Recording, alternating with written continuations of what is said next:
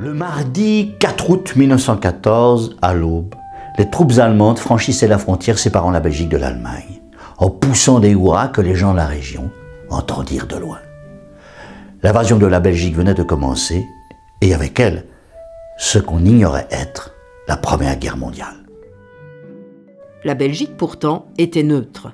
Neutralité établie dès l'indépendance et garantie par les trois nations qui avaient signé le traité de cette indépendance à Londres en 1839, à savoir la France, la Prusse et la Grande-Bretagne. Neutralité qui n'empêchait pas le jeune royaume de se constituer une armée défensive que les Allemands, au moment de l'invasion, appelaient avec mépris l'armée de chocolat. Mais pourquoi donc l'Empire allemand prit la décision d'envahir son petit voisin pacifique? Cela au risque de passer dès le départ pour le méchant et qui plus est traître à sa parole. Depuis sa victoire sur la France en 1870, l'Empire allemand se sentait encerclé d'ennemis, avec principalement à l'ouest la France, avide de revanche, et à l'est la Russie du Tsar, géant capable de mobiliser des millions d'hommes contre lui. Excédé par l'attitude de l'Empire allemand et de son allié austro-hongrois, en Europe orientale et dans les Balkans, la Russie s'était jetée dans une alliance avec la France dès 1892. L'angoisse des généraux allemands, en cas de conflit en Europe, était de devoir combattre sur deux fronts en même temps. Aussi, comptant sur la lenteur de la mobilisation du côté russe, l'état-major avait-il opté pour une attaque foudroyante sur la France pour anéantir son armée, pour ensuite se tourner vers l'ennemi russe. Or, attaquer la France n'était pas chose aisée, car sur sa frontière avec son puissant voisin, celle-ci avait construit toute une ligne de fortifications qui promettait sinon de stopper l'attaque allemande, du moins de la ralentir de façon à rendre impossible une victoire rapide. Aussi, dès 1905, un plan, le plan Schlieffen, avait conçu une attaque sur les arrières de l'armée française en passant par la Belgique, ce qu'il advint quand le conflit éclata. Sauf que l'Allemagne n'avait pas prévu une réaction hostile de la Grande-Bretagne. Celle-ci, alliée de la France et de la Russie, semblait tenir mollement à cette alliance et avait fait comprendre à plusieurs reprises qu'elle n'entrerait en guerre contre l'Allemagne seulement en cas d'agression. Cette alliance, la Triple Entente, scellée en 1904, ne semblait pas sérieuse aux yeux de l'état-major allemand. Lorsque l'invasion fut déclenchée et que la Grande-Bretagne déclara la guerre à l'Allemagne, fidèle à son engagement à faire respecter la neutralité de la Belgique, le chancelier allemand Bethmann-Hollweg se déclara stupéfait de voir ce pays entrer en guerre pour un simple chiffon de papier. Un chiffon de papier? Ça en dit long sur l'état d'esprit des nations en 1914. Mais comment tout cela a-t-il commencé? Tu as certainement déjà entendu parler de l'attentat de Sarajevo le 28 juin 1914. L'Autriche-Hongrie, dont le prince héritier avait été assassiné par un nationaliste serbe, avait déclaré la guerre à la Serbie. Mais la Serbie avait un grand frère protecteur. La Russie, ça me revient. Voilà. Et alors, évidemment, la Russie avait déclaré la guerre à l'Autriche-Hongrie. L'Allemagne avait déclaré la guerre à la Russie puisqu'elle-même était alliée à l'Autriche-Hongrie. La France, alliée de la Russie, avait mobilisé. L'Allemagne déclara aussitôt la guerre à la France. Le jour de l'invasion de notre pays, avec la déclaration de guerre de la Grande-Bretagne à l'Allemagne, les conditions étaient mises en place pour une grande empoignade.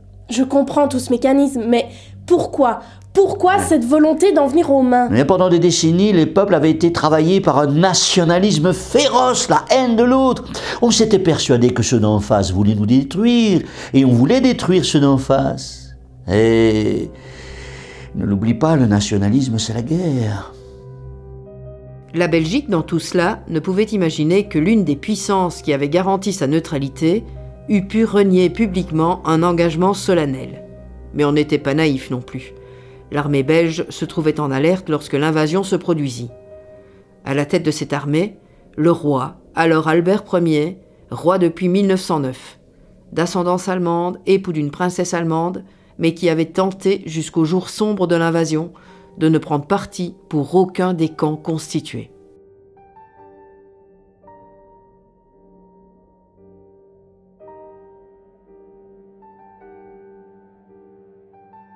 En face, une armée allemande très motivée, lourdement équipée et entraînée, sûre de son bon droit et à qui on avait fait croire que la France, traîtreusement, s'était déjà introduite sur le territoire de la Belgique, d'ailleurs avec la complicité de celle-ci.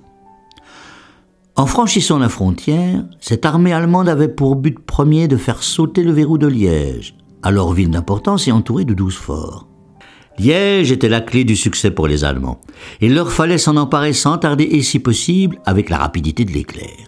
Dans ce but, une armée de 55 000 hommes fut déployée sous les ordres du général von Emmy, lequel aurait à affronter le lieutenant-général Gérard Lemans, qui commandait une force de 23 000 hommes, auxquels s'ajoutaient les 9 000 hommes de la garnison.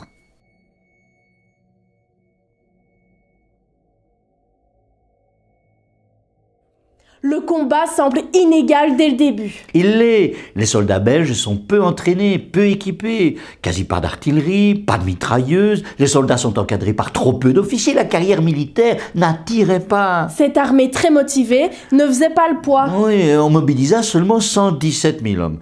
À quoi s'ajoutèrent certes les 30 000 soldats de la garde civique, mais il est clair que cette armée ne faisait pas le poids. Heureusement, il y avait les forts. Oui, mais tu vois, ceux-ci construits entre 1888 et 1890 étaient devenus obsolètes, car conçus pour résister à une artillerie qui, hélas, avait considérablement évolué jusqu'en 1914, rendant ces forts défensifs plus ou moins inefficaces.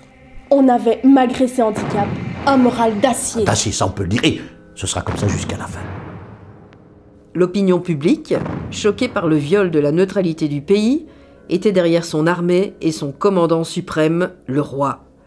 Celui-ci, à la nouvelle de l'invasion, avait traversé Bruxelles à cheval, salué par les vivas de la foule, tandis que la presse, titrant sur l'événement, avait adopté un ton lyrique, malgré une angoisse latente, car des heures terribles, on le sentait partout, attendaient le pays. Qu'allait pouvoir faire la petite Belgique devant l'agression du géant allemand ? Le discours du roi devant les chambres, le 4 août, aux premières heures du conflit, a marqué notre histoire. Il dit « Quand je vois cette assemblée frémissante dans laquelle il n'y a plus qu'un seul parti, celui de la patrie, où tous les cœurs battent en ce moment à l'unisson, je vous demande, messieurs, êtes-vous décidés inébranlablement à maintenir intact le patrimoine sacré de nos ancêtres?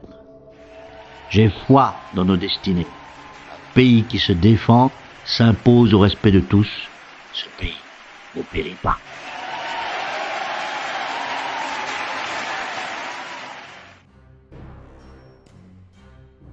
Phrase restée célèbre et prononcée avec humilité devant une assemblée qui ovationna le roi comme jamais auparavant.